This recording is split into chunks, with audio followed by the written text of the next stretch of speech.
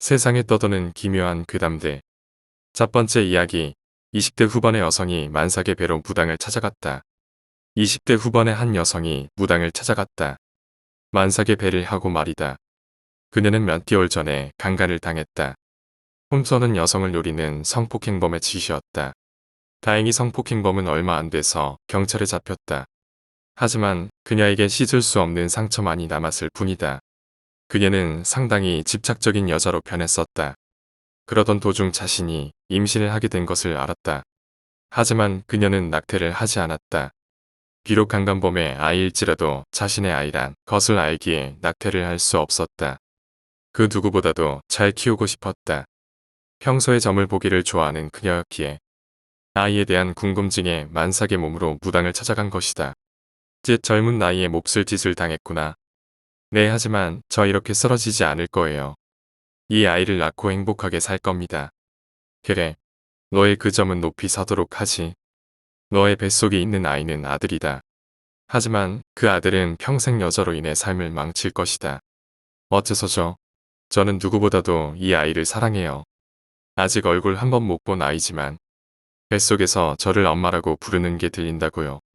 그렇게까지 원한다면야 말리진 않겠지만 이건 경고일세. 자네의 아들은 여자로 인해 망할 운명이야. 여자를 조심하게. 알았어요. 저는 제 아이가 훌륭하고 멋진 사람이 되게 키울 겁니다. 무당은 뱃속의 아이는 여자로 인해 망할 것이라고 충고를 했지만 그녀는 그 말에도 물러서지 않았다. 결국 그녀는 몇 개월 후 건강한 사내 아이를 낳았다. 아이가 5살이 되던 해였다. 그녀는 아이를 다른 또래 아이들과 마찬가지로 유치원에 입학시켰다. 하지만 안심할 수가 없었다. 무당이 했던 말이 자꾸 떠올랐던 것이다. 그래서 그녀는 항상 아이를 지켜보았다. 혹여나 다른 여자아이들이 접근할 시에는 다가오지 못하게 저지하였다. 아이가 초등학생이 됐을 때도 마찬가지였다. 항상 여자를 조심하라고 아이에게 일러뒀고 아이도 엄마의 말을 들었다. 아이의 중학교와 고등학교는 다행히 남중, 남고였다. 그녀는 마음 편히 아이를 학교에 보낼 수 있었다. 아이가 성장하면서 사춘기가 되었을 때는 왜 여자아이들과 만나선 안 되는가 하면서 반항도 해보았지만 그녀는 눈물까지 흘려가며 아이에게 부탁했다. 결국 아이는 어머니의 눈물을 보아가면서 반항하고 싶지 않았다. 아들이 성인이 됐을 때였다. 여태까지 어머니의 말대로 여자들과의 접촉을 안 하던 그였지만 사람이란 동물은 결국 결혼을 하게 되고 가정을 꾸리게 되는 것이다. 아들은 회사에서 알게 된 여자와 서로 사랑하게 되었다.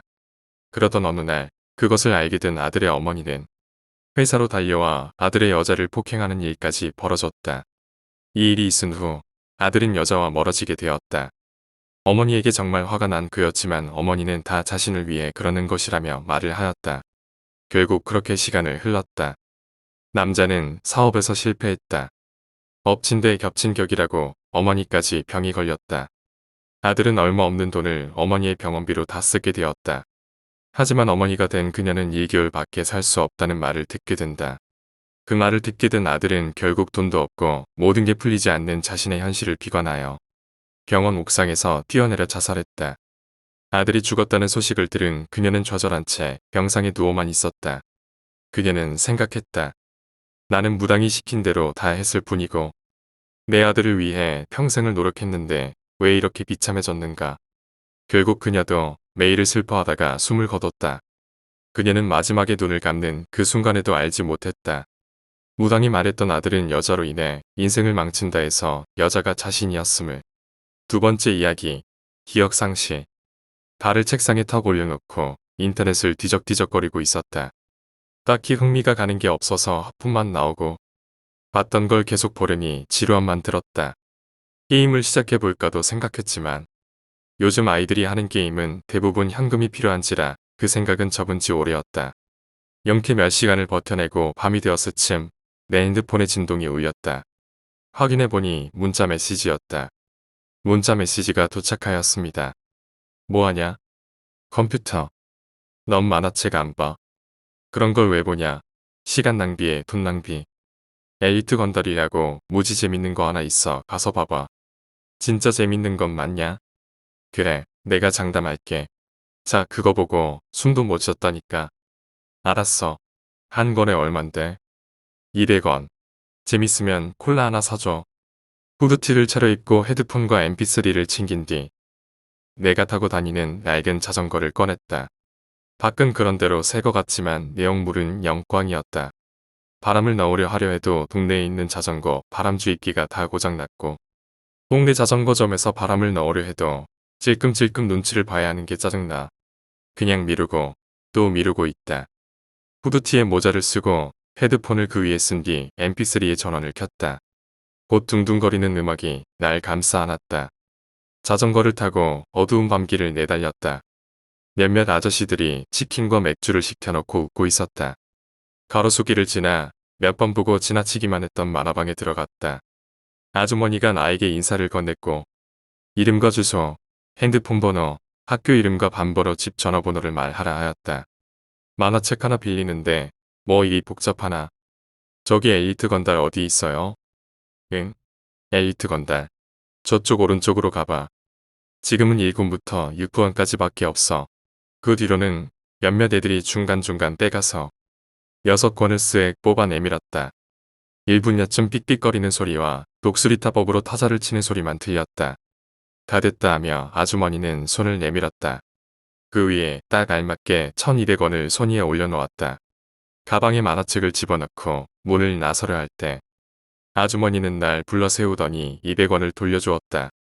서비스야 학생, 앞으로 많이 들려. 네, 감사합니다. 메어두었던 자전거의 자물쇠를 풀고 다시 내달렸다. 밤 공기가 내 얼굴을 시원하게 해주었고 난 기분이 좋아 페달을 더욱 세게 밟았다. 안타깝게도 그 흐름을 신호등이란 녀석이 막아섰다.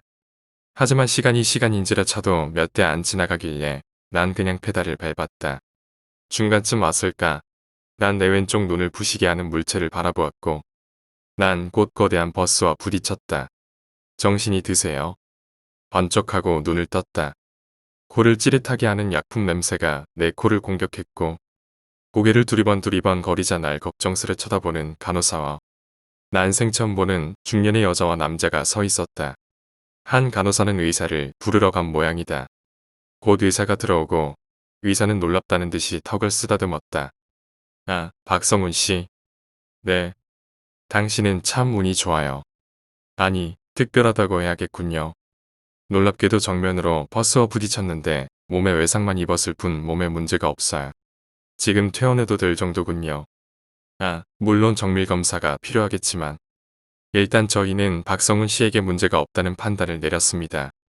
휴게실에서 부모님과 이야기를 나누시겠습니까? 굉장히 걱정하셨습니다. 부모님이요? 네. 성훈아 엄마 알아보겠지? 누구세요? 곧 그 중년 여자의 얼굴이 충격으로 뒤덮였다. 그 중년 여자는 휘청휘청거리다가 마침내 털썩 쓰러졌고 중년 남자가 그 여자를 부축하더니 밖으로 데려나간다. 의사도 아까와는 달리 더욱 심각해진 표정이다. 그리고 나에게 몇몇 질문을 건넨다. 당신 이름은 무엇이지요? 박성훈이요. 당신의 집은? 역시나 기억상실증입니다. 사람과의 관계를 아이에서 두절시킨 걸로 보입니다. 김 간호사, 이 환자에게 조치를 취하세요. 기억상실증이니 조심스레 다루고. 잠시만요. 기억상실증이라니. 기억을 잃어버린다는 것이 기억상실증입니다. 당신 부모님, 친구, 집 주소, 집 전화번호를 다 기억합니까? 난 꿀먹은 벙어리가 되어버렸다. 왜 그러는 거야, 박성웅. 넌 분명히 의사가 나열한 저것들을 다 알고 있고 넌 말할 수 있어. 시발, 말해보란, 말이야. 제발 말해보란, 말이야. 여전히 굳게 닫혀있는 내 입을 열려 해도 전혀 열리지 않았다. 난 그렇게 나의 부모님이라는 자와 함께 살게 되었다. 그들은 내가 해달라는 것은 모두 해주었다. 하지만 어쩌겠는가, 난 그들을 기억하지 못하는데. 난 점점 그들에게 속박되어 가는 느낌이었다. 마치 네모난 공간에 갇혀 있다고나 할까. 이곳에 있다가는 미쳐버릴 것만 같았다. 그들은 날 끔찍이도 아꼈고 난 기억을 되찾은 것처럼 연기하려 해도 아는 게 없어 할 수 없었다. 4일, 5일, 6일. 집에서 컴퓨터든 게임기든 뭐든지 할 수 있었지만 이건 마치 날 꽉 끼는 방에 가둔 것처럼 너무나 답답했다. 난 서서히 미쳐가기 시작했고 미쳐감에 따라 쾌락을 원하게 되었다. 왜 쾌락은 모든 걸 즐거움으로 만든다고 하지 않았나? 난 쾌락을 얻는 방법을 찾아보았고 마침내 쾌락의 끝에 도달하였다. 살인. 살인은 쾌락의 정점이다. 살인은 보통적인 쾌감과는 차원이 달라 나에겐 딱인 것이다. 젠장. 저 중년 부부 때문에 내가 살인자가 되어야 한다니. 내가 나중에 잡히면 다 당신들 책임이라고.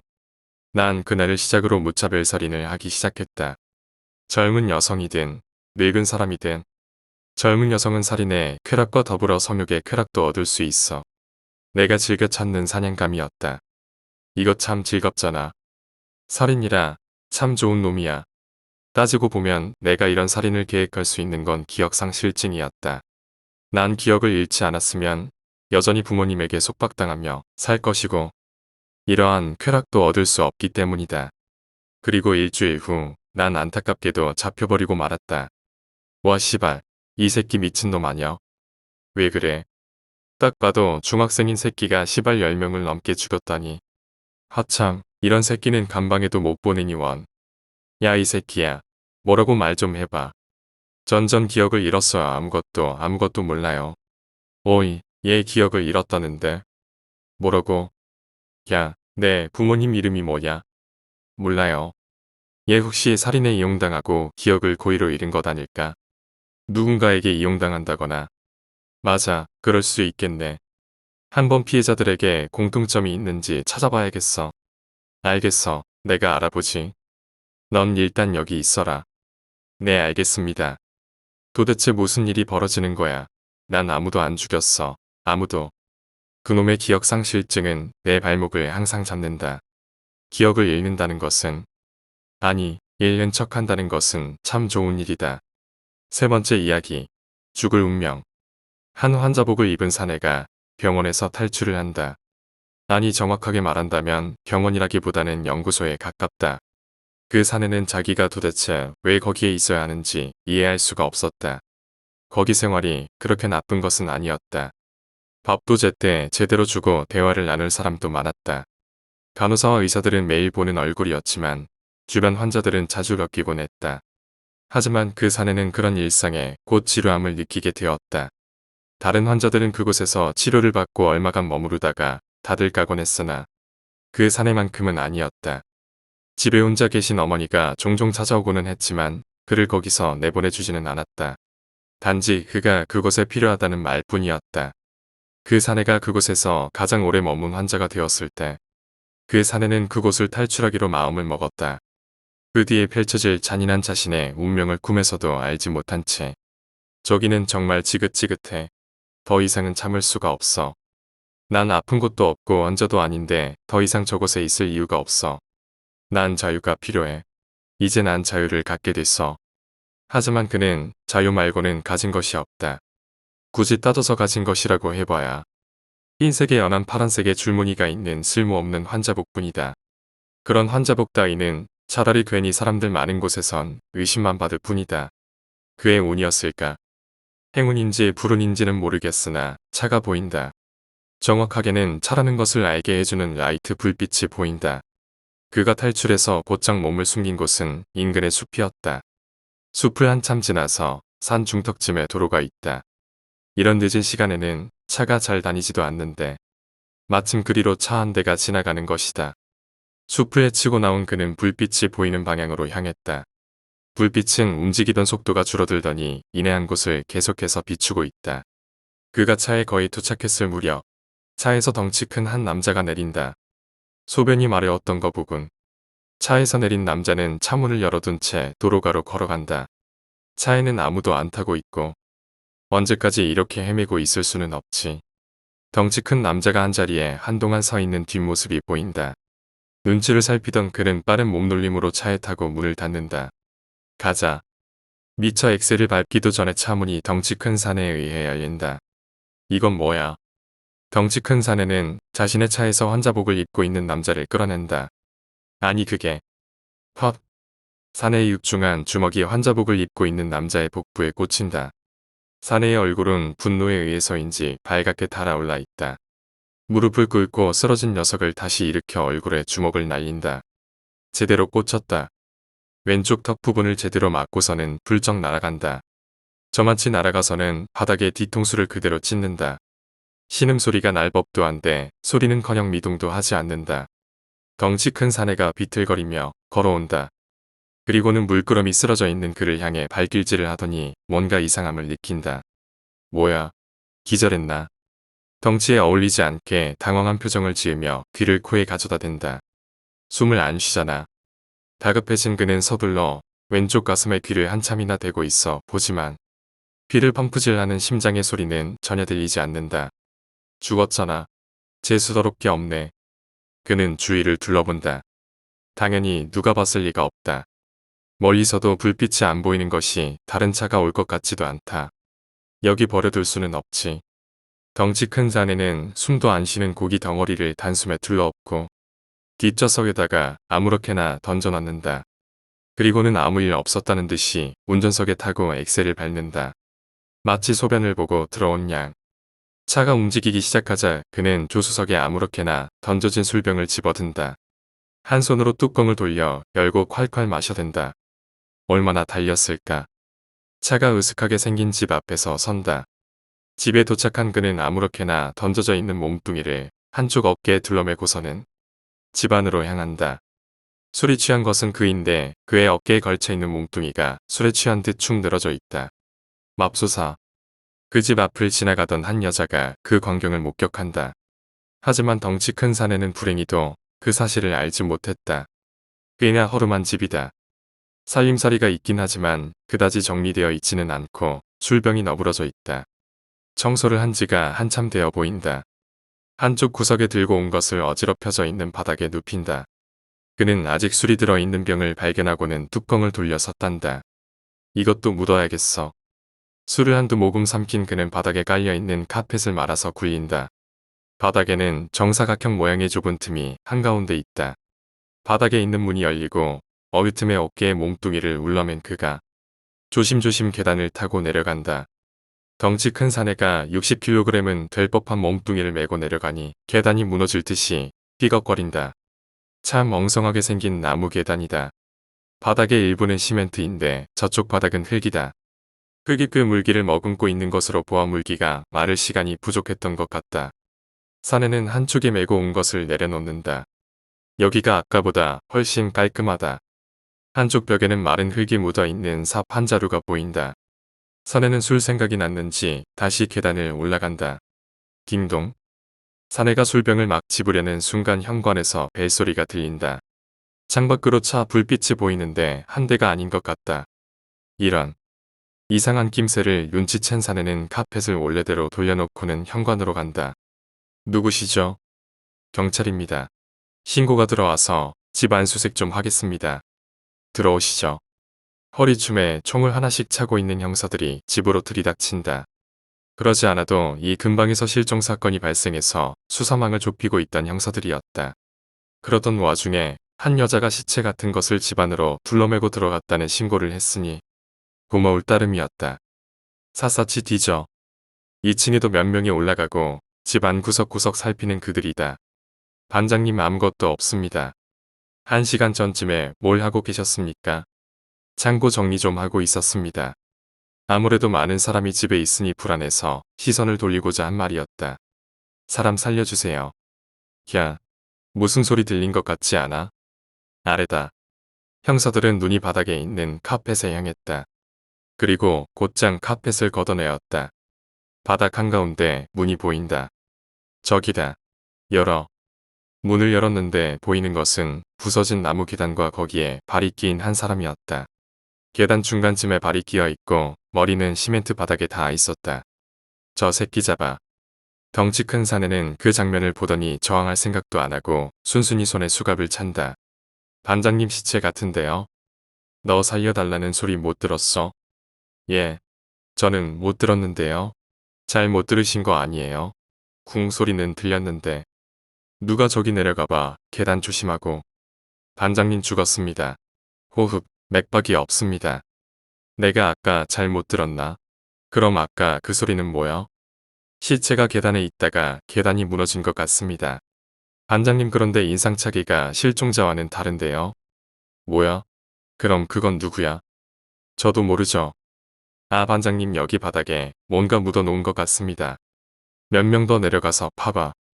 그리고 본부에 신원 확인 안 된 시체 발견했다고 보고하고 저 새끼는 연행해. 놈이 한 명은 그냥 때렸는데 죽었다면서 끝까지 자백 안 한대요. 감방에서 조금이라도 덜 썩으려고 수쓰는 것 같은데요. 곧 밝혀지겠지. 그건 그렇고 피해자 신원 조회 결과는 어때? 누군지 밝혀졌어? 아 지금 알아보고 있습니다. 곧 밝혀질 겁니다. 반장님, 피해자 누군지 밝혀졌습니다. 피해자 이름이 김성진이네요. 근데 전화 좀 받아보세요. 무슨 연구소라는데 이상한 소리를 하는데요. 예, 전화 바꿨습니다. 신원조회 요구가 들어와서요. 김성진이라는 환자 저희 쪽에 있었습니다만 얘 발견 당시 환자복을 입고 있어서요. 그쪽 환자였습니까? 그 환자는 저희 쪽에서 계속 관찰하고 있었는데 어제 저녁 탈출했습니다. 어떤 환자였습니까? 특이한 환자였죠. 그래서 저희가 관찰하고 있었고요. 그 환자는 의식이 없을 때, 즉 잠을 자거나 기절했을 때 호흡과 심박이 거의 사라집니다. 그렇다고 죽은 것은 아니고 체내에서 호흡과 순환의 방식이 변하는 거죠. 고래 아시죠? 고래는 호흡 한 번 하면 물속에서 장시간 버틸 수 있는데 미오글로빈이 많아서 근육에 산소를 엄청나게 저장할 수 있거든요. 보통 사람은 혈액에 헤모글로빈이 많은데 그 환자는 의식이 없을 때 헤모글로빈이 미오글로빈으로 바뀌면서 심장이 아닌 느린 확산으로 최순환이 되는 신기한 경우입니다. 물론 의식이 있을 때는 생체 반응이 정상으로 돌아갑니다. 저희 쪽에서 그쪽으로 그 환자 데리러 차량 보냈으니 곧 도착할 겁니다. 안 그래도 신고하려고 했었는데 잘 됐군요. 야, 김영사, 그 피해자 어딨어? 아, 곧 사인 밝혀질 겁니다. 김 박사 그 양반 시체를 하도 많이 봐서 정신이 오락가락하는지 부검 시작하는데 시체가 갑자기 몸부림쳤다고 그러는 바람에 좀 늦어졌지만 지금쯤 부검 끝났겠네요. 네 번째 이야기, 죽음. 비상하는 새처럼 절벽 공중에 끼어져 있는 자동차는 바닥으로 추락하는 것은 금방일 것이다. 그 차에 타고 있는 나도 그렇고. 그런데 곧 죽겠지라고 체념한 순간 무언가가 내 눈앞에서 선명하게 보이기 시작했다.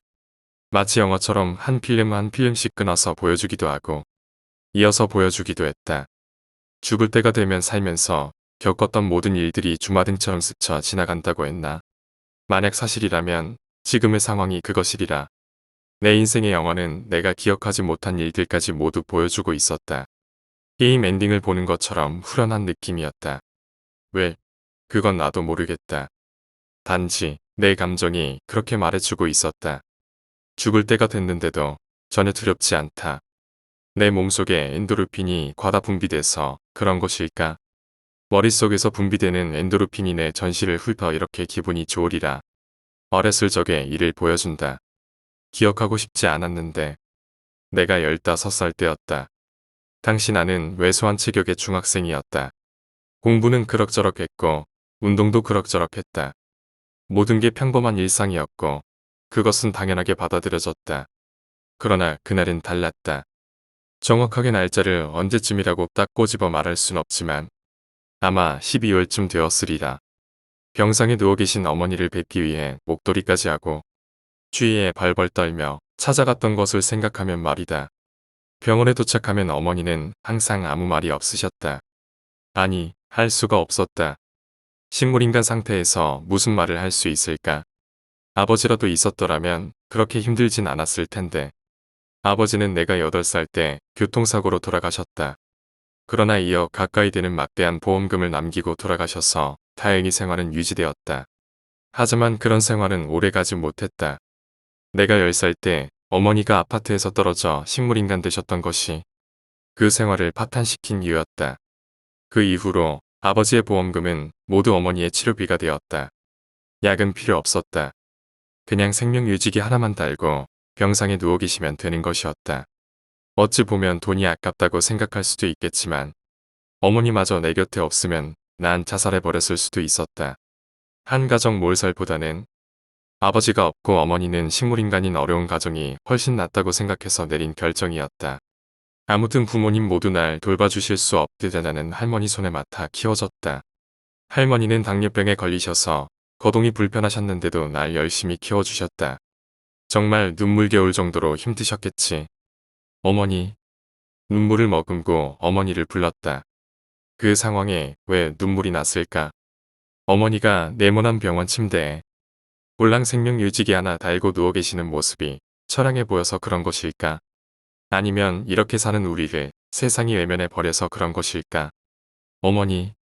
다시 한번 불렀다. 역시 대답이 없었다. 한 번쯤이라도 대답을 해주시면 좋으련만 역시나 그런 일은 없었다. 어머니는 매우 평화로운 표정이셨다. 좋은 꿈이라도 꾸고 계실까? 그렇다면 좋으련만. 심박 측정기에서 경고음이 울렸다. 어머니의 심박수는 낮게 흔들리고 있었다. 나는 눈을 동그랗게 뜨고 당황해했다. 이대로 방치해두면 곧 어머니가 죽을 것이다. 살려야 한다. 어서. 의사. 의사. 누가 좀 와봐요. 어머니가 죽으려고 해요. 누가 좀 와주세요. 난 병원 복도를 뛰어다니면서 그렇게 외쳤다. 병원 내의 사람들은 내 목소리에 이끌려 다 나를 쳐다보았다. 그러나 아무도 도와주려 하지 않았다. 갑자기 왜 그러는 거야? 우리가 이제 돈이 없어서? 하찮아서? 그래서 우리 엄마 따윈 죽어버려도 되는 거야? 개새끼들. 사람들의 무관심에 큰 분노감을 느끼면서도 소리치는 것은 멈출 수 없었다. 어머니를 살려야 했다. 왜 그러세요? 한 간호사가 나긋나긋한 목소리로 말했다. 이 상황에서 나긋나긋하다니. 허탈했다. 어머니가 돌아가시려고 해요. 도와주세요. 예, 알겠습니다. 잠시만 기다리세요. 이제야 간호사의 목소리도 다급해졌다. 잠시 후 그 간호사는 의사 여럿을 데리고 왔다. 난 그들을 이끌고 어머니가 있는 병실로 향했다. 병실 문을 열었는데 이게 웬일인가? 어머니가 침대에 걸터 앉아 계시는 것이었다. 두 발은 병원 바닥에 딛고 엉덩이는 병원 침대에 붙인 채 이제 막 일어나려는 사람처럼 보였다. 어머니, 깨어나셨군요. 내가 소리쳤지만 어머니는 나를 멀뚱멀뚱 쳐다보기만 할 뿐이었다. 벙어리가 되신 걸까? 그래, 그럴 수도 있지. 벙어리라도 상관없어. 어머니가 깨어나신 것만으로 나는 만족해. 그러나 어머니의 입에서는 뜻밖의 말이 나왔다. 누구세요? 아, 어머니는 기억상실증에 걸리셨던 것이다. 차라리 벙어리인 것이 더 낫다. 나를 기억하고 나를 사랑해주시는 어머니. 그러나 이제는 없다. 내 이름조차 모른다. 의사와 간호사들은 어머니가 깨어나신 것에 대해 잠시 동안 놀라워하더니 헛기침을 몇 번 하며 기억상실증인 것 같은데요. 검사 좀 해봐야겠습니다라고 말했다. 어머니는 생소한 환경에 놀라신 듯 고개를 두리번거리며 그들에게 끌려갔다. 병원 진단실. 의사가 의자에 등을 기대고 고개를 설레설레 저었다. 책상 하나 간격을 두고 마주 앉아있는 나는 그것을 보고 겁에 질릴 수밖에 없었다. 기억상실증만은 아니기를.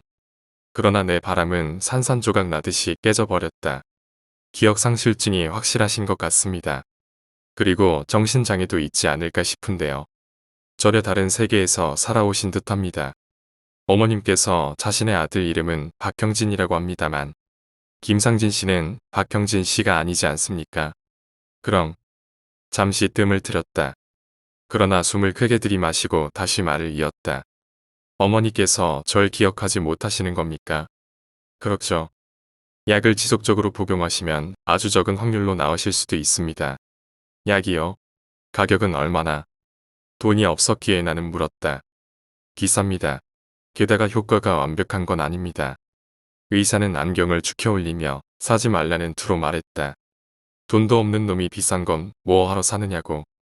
돈도 없고 아직 학생인 나를 깔보고 있는 것이 분명했다. 그러나 어쩌리라. 정말 돈이 없는 것도 정말 나이가 적은 것을. 난 말없이 고개를 꾸벅 숙이며 진단실 밖으로 나갔다. 어머니는 문 앞에서 멍한 얼굴로 서 계셨다. 집으로 오면서 나는 어머니에게 모든 것을 말씀드렸다. 내가 태어났을 때와 재밌었던 일들, 아버지가 돌아가셨던 일. 그 모든 것들을 말씀드려도 어머니는 모르쇠로 일관했다. 전 그런 거 몰라요.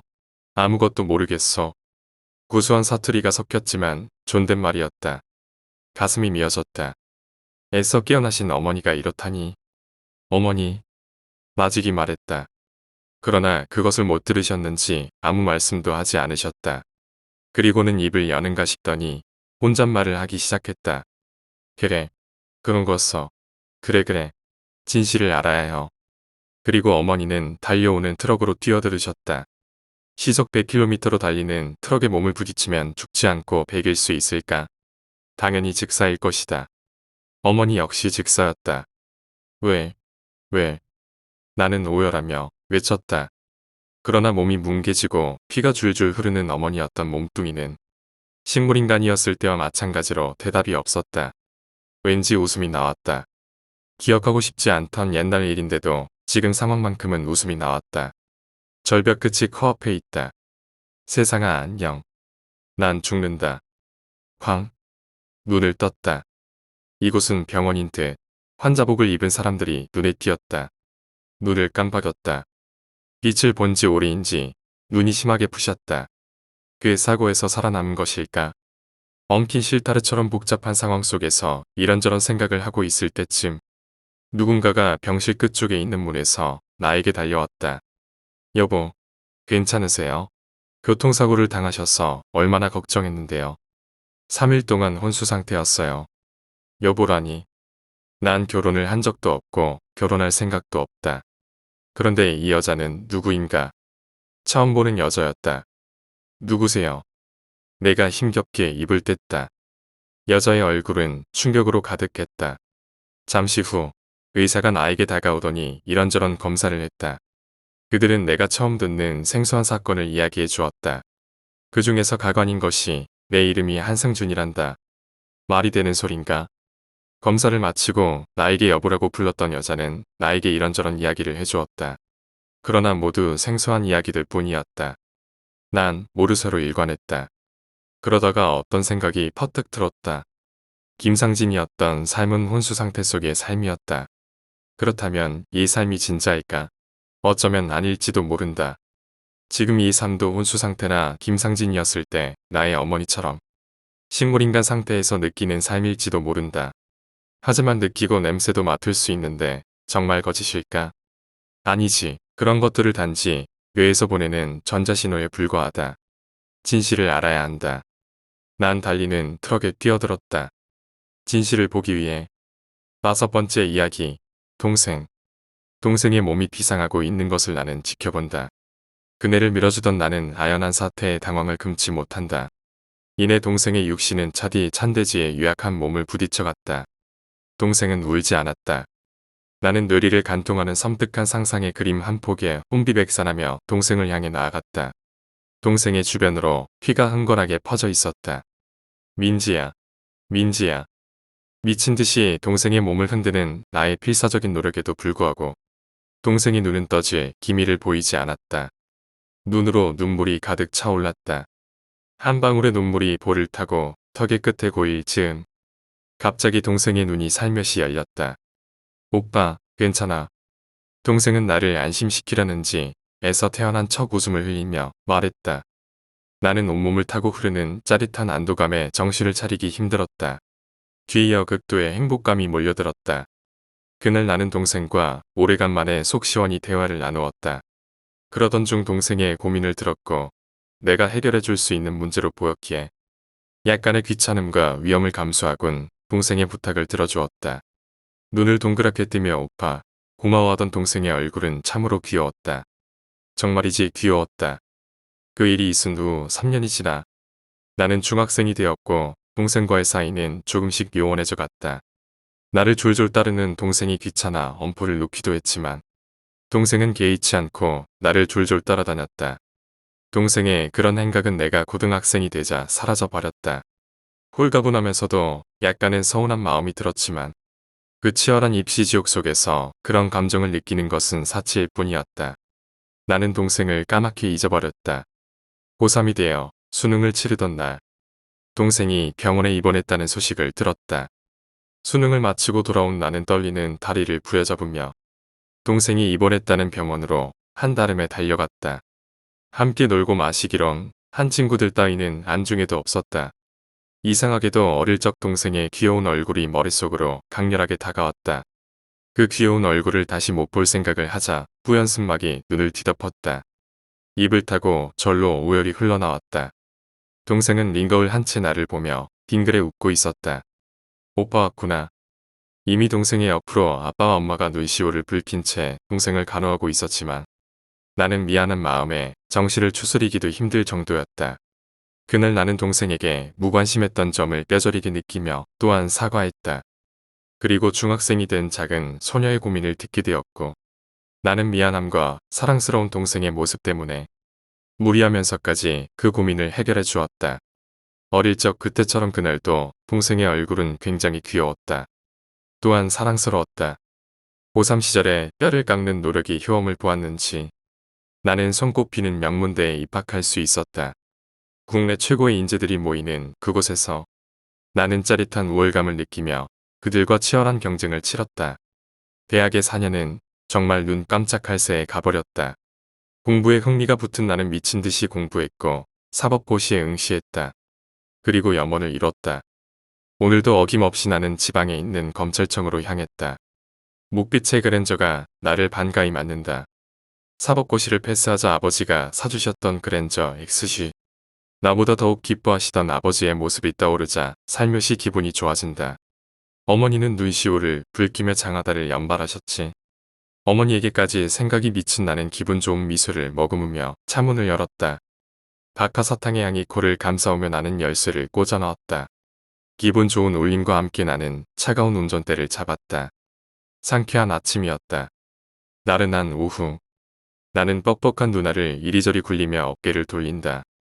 아직까진 평검사란 업무가 너무나 많았기에 항상 일이 끝날 때쯤이면 감당하기 힘든 피로가 몰려왔다.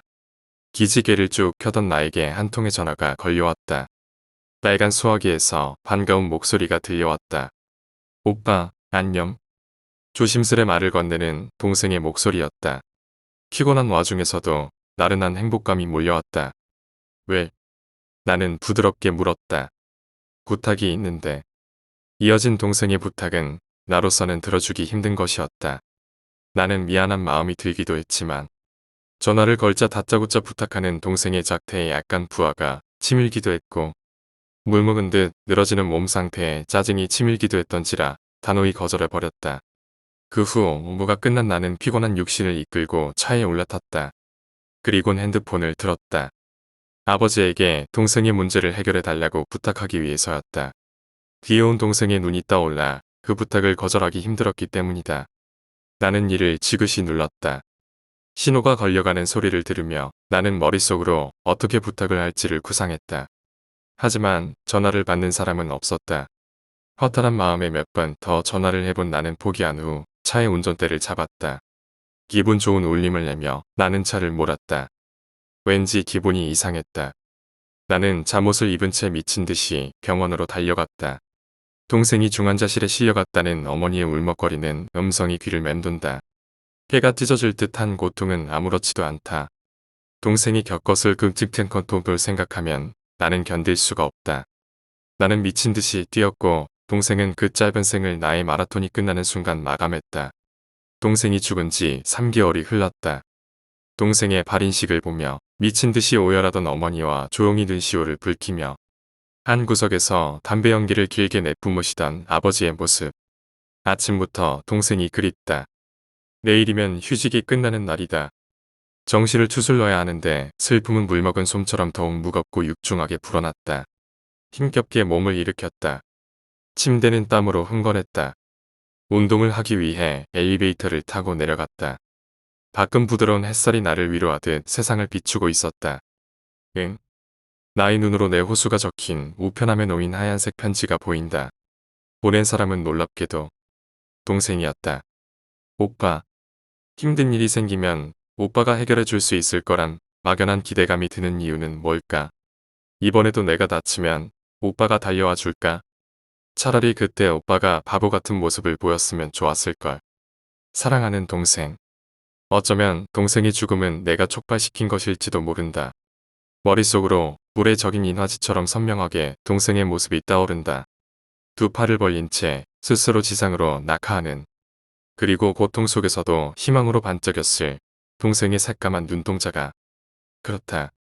나의 동생은 상처가 관심과 도움을 가져오는 줄 아는 아이였다. 그것은 전적으로 나의 잘못일지도 모른다. 햇살은 따가워져 갔다. 흐르는 눈물이 금세 마를 정도로